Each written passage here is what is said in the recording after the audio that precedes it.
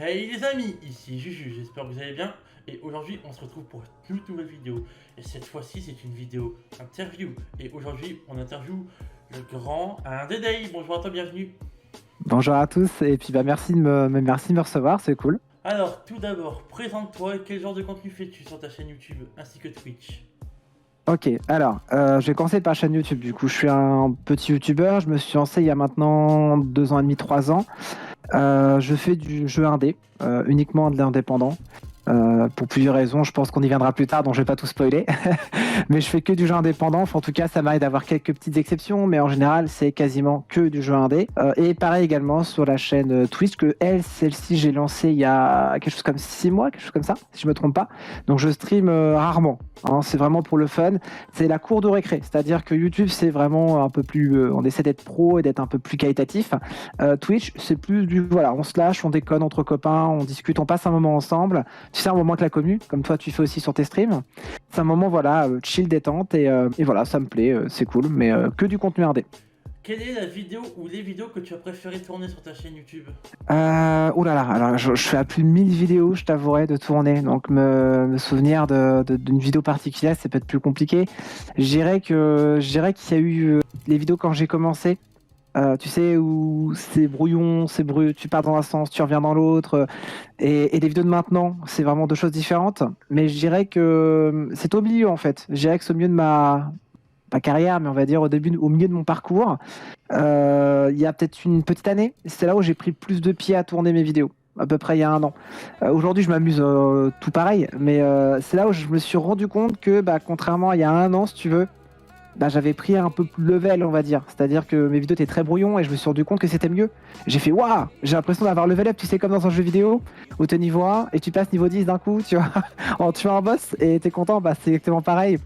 Mais je dirais que les vidéos qui m'ont plus plu, ça a été sur le jeu Mountain Blade Warband à l'époque, parce que c'était vraiment un jeu que je kiffais faire et qui n'était pas excessivement connu. Et voilà, c'était mon truc. Et du coup, la même question mais à l'inverse. Quelles sont les pires ou les vidéos que tu as honte ou que tu as eu honte de tourner et de montrer sur YouTube? Alors, je dirais que il y a une série qui a été la série sur Mountain Blade Bannerlord qui a été la plus difficile à tourner pour trois raisons. La première déjà, c'est que le jeu est excessivement chronophage. Voilà, le jeu est excessivement gourmand. Et donc quand tu tournes, tu as peut-être 3-4 heures de rush pour réussir à faire 20 minutes ou 30 minutes de vidéo correct. Donc c'est très long. Ça demande aussi beaucoup d'investissement en off parce que faut que tu sois capable de réunir des armées. Enfin voilà, le jeu est particulier qui fait que ça demande beaucoup de temps. Et après, j'ai eu une campagne, comment on pourrait dire, je dirais pas d'harcèlement, mais disons qu'il y a eu beaucoup, beaucoup, beaucoup de jeunes qui ont été regroupés au même moment par Bannerlord. Et je sortais une vidéo la veille. Et c'était déjà des dizaines et des dizaines de messages, des appels sur mes Discord. Quand est-ce que tu sors la suite? La vidéo était sortie la veille, si tu veux. Il me laissait même pas 24 heures de répit. Et c'est peut-être un des moments les plus durs que j'ai vécu sur YouTube. C'était vraiment le moment où tu as l'impression de jamais en faire assez et de jamais être assez bon pour les gens. Alors que tu fais de ton mieux et tu essaies de prendre ton plaisir, tu essaies de prendre ton pied et de donner le maximum aux gens. Donc je dirais que ça a été le plus compliqué. Après, pour la vidéo sur laquelle j'ai eu le plus honte, je dirais, normalement quand je publie sur YouTube, c'est que j'ai pas honte des vidéos, sinon je les publie pas. Mais on va dire la vidéo qui m'a plus embarrassé, c'était lors d'un sponsor. J'étais jeune encore, et c'était les débuts de ma chaîne, et on me propose enfin un sponsor, et faut pas croire, hein, j'ai pas touché des milliers, hein, c'était même pas, je crois que c'était quelque chose comme 30 ou 40 euros, ce qui Déjà était pas pour moi mal, oui. énorme. Ce qui est déjà pas mal, hein, oui c'est clair, ce qui est déjà énorme. Mais je veux dire, faut pas s'attendre à. Parce que je sais que beaucoup de gens font l'amalgame, ils pensent à sponsor, donc c'est des milliers d'euros, mais non, Non, ça c'est peut se faux. résumer à 30 ou 40 balles. Parce qu'il y a des petits sponsors pour les petits youtubeurs ou streamers et des plus gros sponsors pour les C'est ça. personnes légèrement ou beaucoup plus connues.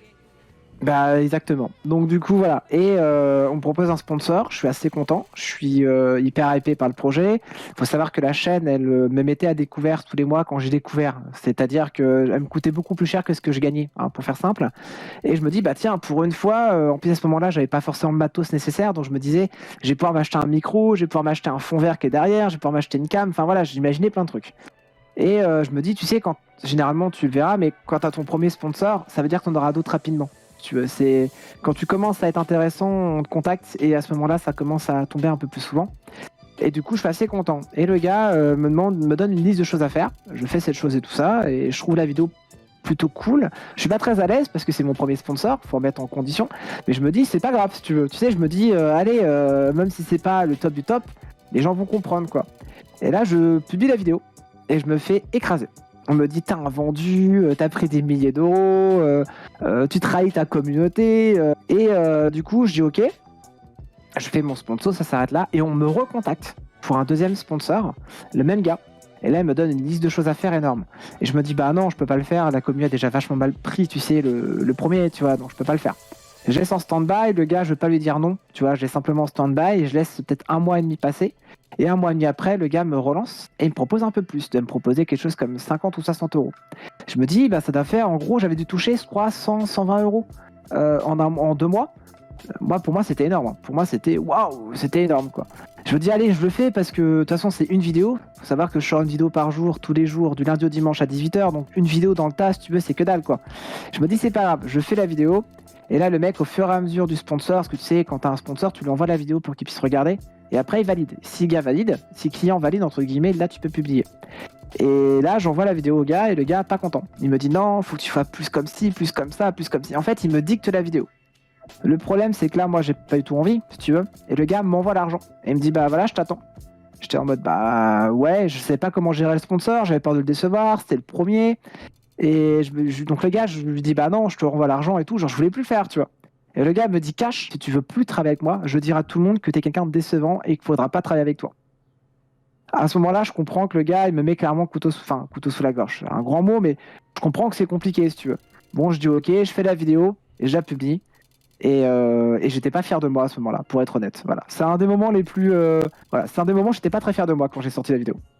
Et ouais, donc du coup, que peux-tu dire à la communauté de YouTube d'une mise en garde ou des conseils à donner si ça peut leur arriver, ce genre de situation? Je dirais que prenez pas de sponsor au début quand vous êtes trop petit, entre guillemets. Moi, j'ai fait l'erreur parce que j'étais justement assez content, si tu veux. Tu crées ta chaîne, tu es en train de te balancer, du contenu tous les jours, tu donnes de ton cœur, tu donnes tout le possible que ça, tu donnes tout ce que tu as, quoi.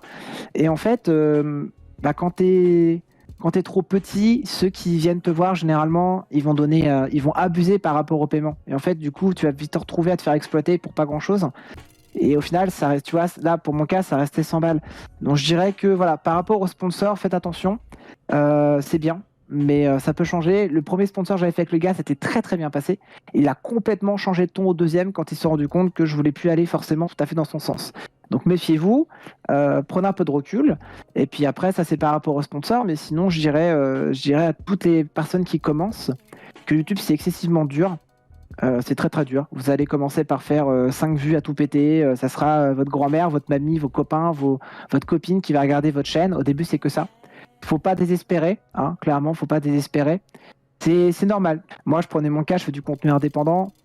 On est nombreux à faire du contenu indépendant. Donc, en soi, mon contenu n'était pas forcément plus original. C'est votre personnalité qui vous fera percer, c'est votre personnalité qui vous fera avancer. Et jouez là-dessus, vous êtes vous-même, pas besoin de jouer un personnage. Restez naturel devant l'écran, restez vous-même et amusez-vous. Voilà. Prenez votre pied, amusez-vous et faites attention à vous. Et surtout aux plus jeunes, si jamais il y a des plus jeunes qui nous regardent, méfiez-vous, parce que ça peut aller très vite. Les arnaques, les vols, voilà, il y a plein de choses, donc il faut se méfier quand même. Et quels sont tes objectifs dans le futur de ta chaîne YouTube et de ta chaîne Twitch? Je dirais que pour le futur de ma chaîne YouTube, j'aimerais bien, là je suis à 11 000 abonnés, à peu près, un peu plus, hein. J'aimerais bien viser les 15K et les 20K. Voilà, le but c'est par tranche de 5. J'aimerais bien aussi essayer de me diversifier un peu. C'est-à-dire que là je fais beaucoup de jeux indépendants, j'adore ce que je fais, je veux pas changer. C'est juste que j'aimerais bien faire un peu plus que simplement du jeu indé. Donc j'aimerais bien pouvoir me poser devant une cam et parler un peu, tu vois, avoir un véritable échange, pas juste me poser, présenter un jeu et puis terminer bonne journée. Avoir un véritable échange avec la commu. C'est pour ça que du coup justement j'avais prévu de lancer une chaîne secondaire qui s'appellera Débuter sur YouTube, mais ça je vous en parlerai un peu plus tard. Et en gros voilà, ce sera vraiment un échange avec la commu, ce qui me manque un peu aujourd'hui. Et pour la chaîne Twitch, l'idée déjà, ça serait de la faire passer à 1000. On est à 580, si je me trompe pas, 580 follow. Ça serait de la faire passer à 1000. Et puis voilà, juste m'amuser, passer des soirées avec la commu, quoi, tout simplement. quelles sont tes peurs par rapport à ton activité de youtubeur et de streamer? En vrai, j'ai pas forcément de peur. Parce que, enfin, si, j'en ai une quand même. C'est que bah, forcément, quand tu es sur YouTube, en face cam et compagnie, tu te dévoiles. Tu dévoiles une partie de ton identité. Tout le monde connaît mon nom, mon prénom. J'ai jamais caché. J'ai toujours dit que j'habitais à Caen parce que je suis fier de ma région. Donc voilà, hein, c'est dit, les choses sont claires. La seule peur que j'ai, c'est que bah, tu as toujours des petits malins qui vont vouloir gratter, tu sais, qui vont aller sur les réseaux pour essayer de te trouver, pour essayer d'enquêter sur ta famille, voir qui est ta mère, qui est ton père, qui est ton frère, qui est ta sœur. Enfin, tu vois le délire. Et je dirais que pour revenir encore à la mise en garde de tout à l'heure, faut se protéger en fait. Et ça, c'est juste un truc, c'est que YouTube, c'est YouTube, ma vie privée, c'est ma vie privée. Et j'ai déjà eu des cas où des abonnés m'ont envoyé des messages avec mon Facebook que j'ai depuis supprimé, mon Twitter, etc. Voilà. Ils ont trouvé des photos par des amis à moi, etc. parce qu'ils sont grattés pour me dire, voilà, c'est toi, tu vois. Bah, tu me vois en cam, tu vois bien que c'est moi, oui. Donc voilà, c'est le fait de se protéger et surtout de ne pas impacter les membres de ma famille. À la limite, moi, on me retrouve, je m'en fous. Je suis habitué, je mets dans la cam, il n'y a pas de problème. Mais ma copine, elle n'a pas forcément envie d'apparaître en ligne. Mon frère n'a pas envie, ma mère, mon père, tu vois, ma famille n'a pas envie, quoi. Et c'est juste ça qui me fait un peu peur, c'est le côté vie privée et réussir à faire les deux. Entre la vie privée et la vie pro, on va dire. Et quand as-tu décidé pour la première fois de mettre ta caméra pour qu'on puisse voir ton visage? Alors, une demande des abonnés. En gros, je t'explique, enfin je vous explique du coup pour le public qui regardera. En soi, je partais du principe où ma cam n'avait aucun intérêt. Quand je présente un jeu indépendant, c'est le jeu qu'il faut regarder. C'est lui la star et l'intérêt de la chaîne, c'est de découvrir des jeux. Moi, on s'en fout presque. Et quand j'ai grandi, je parle en termes d'abonnés, j'ai passé les 1000 abonnés, etc. On a fini par me demander à quoi je ressemblais et compagnie. Je voyais que ça travaillait beaucoup, en tout cas une grosse partie, ça allait travailler énormément. Du coup, j'ai fait un jeu en mode dessinez-moi. Et je recevais des portraits de à quoi je pouvais ressembler. Et j'ai pris le portrait le plus ressemblant et j'ai essayé de lui ressembler au maximum. Tu vois, j'ai essayé de me coiffer pareil, machin. On a fait un petit jeu un peu sympa. Et puis au final, voilà, j'ai montré ma cam dans une vidéo pour la première fois. J'étais assez stressé parce que les gens peuvent être méchants sur Internet. Les gens peuvent être dégradants, humiliants, etc. Donc j'étais un peu stressé, si tu veux. Mais ça s'est quand même vachement bien passé. Les gens étaient cool. J'ai pas eu trop de problèmes, honnêtement. Donc voilà, j'ai dû montrer ça. Je vais avoir un peu plus de 1000 abonnés, quelque chose comme ça. Comme on dit, il y a toujours une minorité qui font des problèmes sur les vidéos, Ouais. tout ça dans la vie. Complètement. Il y a toujours 2-3 personnes dans un lot de genre 10-15 personnes qui veulent se montrer intéressants mais qui ne le sont pas. Bah c'est ça. Donc, mais ça va, honnêtement, j'ai du bol. Alors je conseille à toi et aux autres, aux créateurs et compagnie, il y a une appli gratuite qui est gérée par une association qui s'appelle, attends, je vais donner le nom tout de suite. Bodyguard, voilà, elle s'appelle Bodyguard. Et donc les commentaires qui sont juste à but d'être méchants, tu vois, qui sont juste insultants, t'as pas besoin de les voir, ça servira à rien de savoir que le mec t'insulte de tous les noms, ça sert à rien. Donc automatiquement l'application elle les prend, hop, elle les supprime, ça te permet d'avoir un espace qui est safe pour toi. Après, moi je suis partisan à dire que tous les commentaires sont importants et s'il y a des gens qui sont remplis de haine, c'est qu'il y a une raison. Ouais, oui, alors je te rejoins, mais selon les jeux que tu fais et selon la commu que t'as, parfois t'as juste des jeunes, des gamins qui passent, qui t'insultent juste pour le plaisir. Et c'est pas intéressant, tu vois comment ils écrivent. J'estime qu'ils ont pas la place là, quoi. Le but d'un espace commentaire, c'est de communiquer avec toi, avec le streamer, avec le youtubeur, et en même temps de communiquer avec la communauté. Et même pour la communauté, voir un tas d'insultes dans ton espace commentaire, c'est pas cool. Parce que tu as aussi des jeunes qui peuvent se connecter, ils ont besoin d'avoir un espace aussi communautaire, un espace commentaire qui est safe pour eux. Donc je dirais que oui, tous les commentaires sont à prendre, sauf certains. Donc pas tous. D'accord, donc on va passer un petit peu à Twitch. Bien sûr. D'où est venue l'idée de faire des instants karma? Ah. J'avoue, ça Alors, m'a fait bien rire. Ça t'a plu ça, l'instant karma? Ah oui. Bon, nickel. En fait, si tu veux, c'est dans la vie de tous les jours. Tu sais, il y a un truc très drôle, c'est les humoristes. Ils disent toujours que quand il leur arrive une galère dans la vie de tous les jours, ils sont presque contents parce que c'est un truc qu'ils pourront raconter, ils pourront faire une blague, tu vois. Et moi, c'est un peu pareil. C'est-à-dire que j'ai fait une action qui normalement partait d'un bon karma. Je partais dans l'idée, je vais pas raconter le truc, mais en gros, j'ai fait une bonne action, si tu veux. Voilà. Et j'ai aidé des handicapés à traverser une route et compagnie. Enfin, c'est une longue histoire, mais j'ai filé un coup de main à des gens qui en avaient besoin et j'étais très content. Et en fait, le karma, alors pourtant je partais pour faire un truc bien, m'a rattrapé, mais d'une force auquel je m'y attendais pas. Et par un quiproquo énorme, il s'est retrouvé à ce que finalement je me fasse passer pour le méchant, alors que j'étais le seul gars sympa qui a voulu les aider, si tu veux. Et je me suis dit, mot pour mot, putain, mais quel karma, quoi. Et je suis rentré chez moi, j'ai vu ma copine, et j'ai dit, hey, chérie, il m'arrive un truc, et je vais raconter. Elle me dit, ah ouais, quand même, t'as pas de bol et tout. Bah, je dis, bah oui, et je lui dis, pour rire, c'était l'instant karma. Et je passe à autre chose. Et ma copine me dit, mais tu devrais faire un délire là-dessus, parce que c'est drôle, ce genre de truc, ce genre de situation, c'est tellement marrant, quoi. Du coup, j'ai dit, ah ouais, pourquoi pas. Et c'est comme ça que m'est venue l'idée Instant Karma. J'ai dit, c'est l'instant karma. Elle m'a dit, attends, tu devrais peut-être faire un truc. J'ai dit, ok, et on a lancé ça. Ah oui, si, c'est bon. La question qui est importante pour beaucoup de monde, je pense. Ok. Pourquoi et qu'est-ce qui t'a donné envie de commencer à produire du contenu? Alors, c'est une histoire qui est un peu drôle. Si tu veux, j'étais viewer. J'étais juste viewer, comme beaucoup de monde. Je regardais des youtubeurs et tout. Et je suivais donc 2 youtubeurs, Danfield, que tout le monde connaît, et Dr Horse. C'est 2 gars. Et je trouvais que j'aimais bien le contenu qu'ils faisaient sur de l'indépendant. Et je me disais, c'est dommage parce que je trouvais que ça concordait beaucoup. Quand Danfield faisait une vidéo, Dr Horse ça faisait et vice versa. Ils faisaient beaucoup les mêmes jeux. Et je me disais, mince, c'est quand même dommage parce que dans le monde indé, t'as tellement de jeux, tellement peu connus qui méritent d'être présentés, qu'il y a les deux gros, entre guillemets gros youtubeurs français qui font de l'indé et ils présentent quand même relativement assez souvent les mêmes jeux. Alors c'est pas le cas, attention, je dis pas que l'un copie sur l'autre, absolument pas, je dis simplement que ça arrive que ça concorde, ce qui est légitime. Et d'ailleurs plus tard j'ai compris pourquoi, et j'ai compris que c'est compliqué d'éviter, donc tu vois comme quoi... Voilà, bon. L'idée, c'est que je me suis dit, bon, pourquoi pas. Et j'ai réfléchi, ça me trottait dans la tête depuis plusieurs mois. J'en ai parlé à quelques potes et même à ma copine. Et elle me disait, ouais, tu devrais peut-être te lancer. Bon, j'étais pas trop chaud. Et j'ai rencontré un youtubeur qui s'appelle Le Gazouilleur. Et je suis tombé sur sa chaîne totalement par hasard. Donc, petit youtubeur, aujourd'hui, il a un peu plus de 1000 abonnés. Mais à l'époque, il avait, je sais pas, 300-400 abonnés. Enfin, je sais pas combien d'abonnés il avait. En tout cas, très peu. Et... j'ai adoré sa chaîne, j'ai adoré le contenu qu'il proposait, le son était top, enfin, j'ai adoré. Et en plus, il faisait justement du contenu indé et pas forcément des jeux que Danfield, Dr Horse faisait, si tu veux. Donc je me suis dit, bah voilà. Et en une nuit, j'ai dévoré toute sa chaîne. J'ai pas dormi de la nuit, j'ai dévoré toute la chaîne, tellement j'ai kiffé. Et de là, j'ai envoyé un message, il a fait un concours pour gagner une clé d'un jeu à 2,50€, tu vois. C'était voilà. Je gagne jamais dans ce genre de concours, j'en fais pas en général. Mais je me dis, allez, vas-y, pourquoi pas, j'essaye. J'envoie un commentaire pour remercier de la vidéo. Et au même moment, je sais pas, 2 heures plus tard, 3 heures plus tard, il m'envoie un message en disant, bah c'est bon, c'est toi qui as gagné la clé. Je suis resté hyper bête et on a discuté avec lui. J'ai discuté avec lui pendant une bonne partie de la journée et tout, on a bien sympathisé. Et je vais parler d'un jeu qu'il connaissait pas, Million Master. Et il m'a dit, écoute Indé, est-ce que ça te dit, enfin à l'époque il m'appelait Antoine, salut Antoine, et j'ai fait ma première vidéo avec ce gars-là.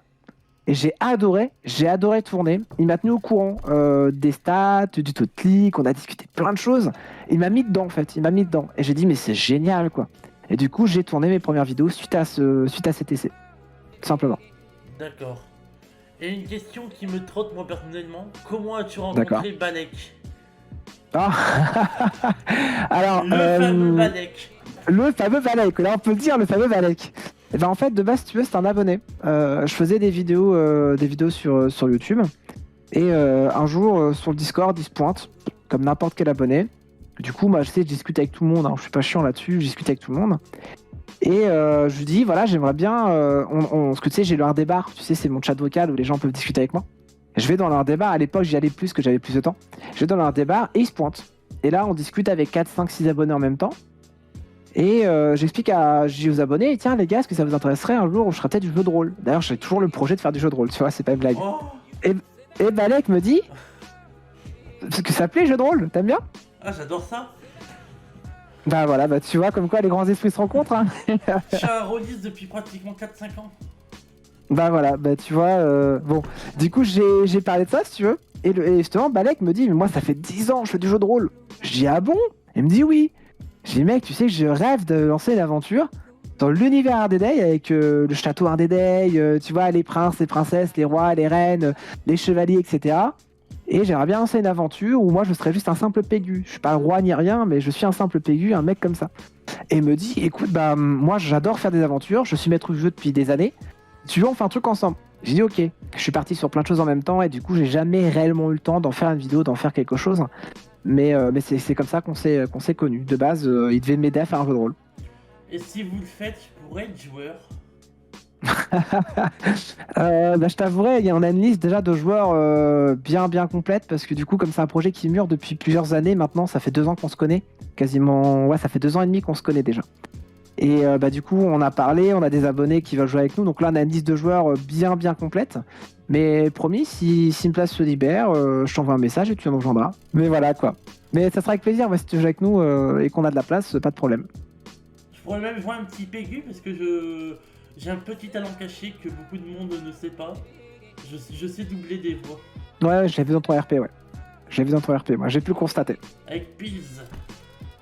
J'ai pu le constater avec Piv, ouais, par exemple. Voilà, voilà, donc j'espère que cette vidéo vous a plu. J'espère que cette vidéo t'a plu, un Day. Ouais, c'était cool. Merci à toi de me recevoir chez toi. Voilà, c'était un plaisir pour moi, donc n'hésitez pas à vous abonner, à liker et à partager, c'est toujours un petit plaisir. Ah, Ciao. allez, ciao.